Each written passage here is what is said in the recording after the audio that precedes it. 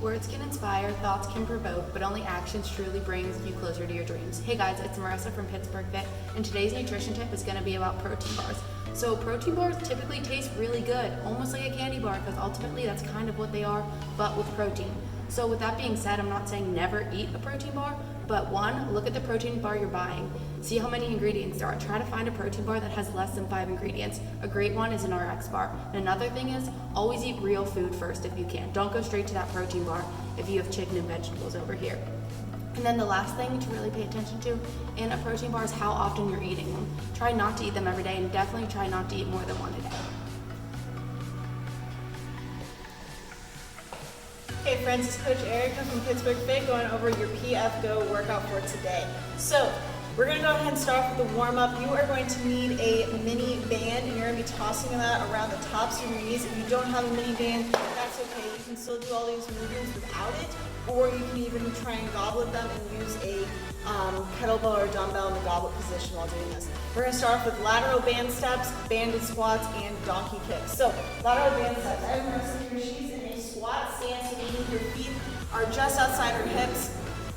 And she has that band on the top of the knees, and she's slightly in a quarter squat. She's going to step out with one foot and then back to that squat stance. I don't want your feet to come all the way together because I don't want you to get too much momentum behind this. You're just going to start there, take a little step out, a little step back.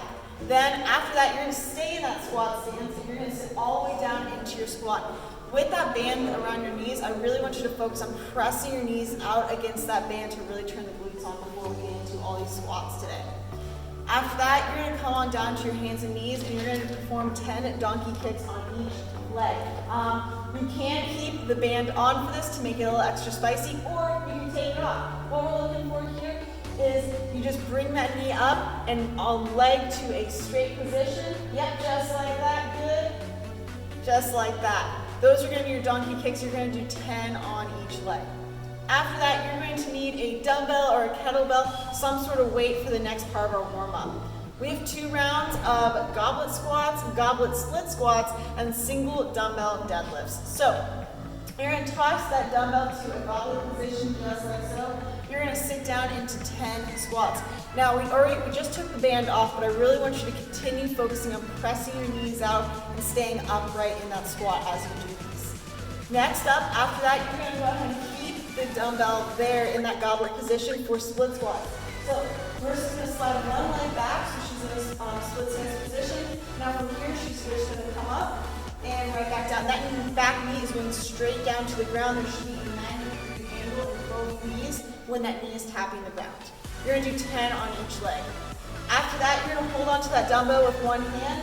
You're going to widen your feet a bit, and that dumbbell's going to come down and tap right in between your feet for 10 single dumbbell deadlifts on each side. From here, what we're really working on is hinging at the hips, keeping the back nice and flat, and waking up the hamstrings a little bit. After that, you're going to go ahead and go through that one more time, and then we're going to get into the strength for today. So today, we're going to be doing some back squats or some dumbbell squats, whichever one floats your boat. So if you're going to be doing back squats, you have 3 sets of 10. If you're doing dumbbell squats, you're going to do 3 sets of 15. What we're looking to do here is on set number 1, start at a light to moderate weight, then set number 2, moderate, set 3, moderate to heavy. So we're kind of making some small jumps here. You should never be failing any of these reps, but towards the end of them, they should be fairly difficult, okay? So what we're looking to do here is you're going to throw that bar on your back. You're going to actively pull that bar into your back to keep everything tight and keep tension to your body, and then you're going to sit down into your squat. Just like so. So we're going to keep in mind all the things that we were talking about in the warm-up. We want to keep the chest up. We want to make sure we're pushing our knees out. We also want to make sure we're pushing our butt back as we sit down. That goes for the same as just like for the back squats, you'll do the same for the dumbbell squats as well, except the dumbbells will be sitting on your shoulders. In between each set, you are going to be completing some dumbbell suitcase split squats. These should not be overly heavy because the back squats are the main movement.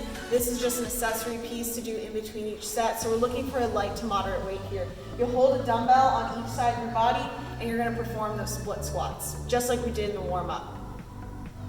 After we finish up the string, we're gonna move on to the workout. So our workout today is a 15-minute AMRAP, as many reps as possible for 15 minutes.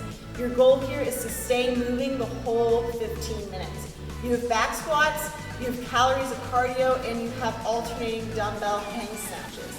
So for the back squats, these will come from the ground, because I know someone's gonna ask. These will come from the ground.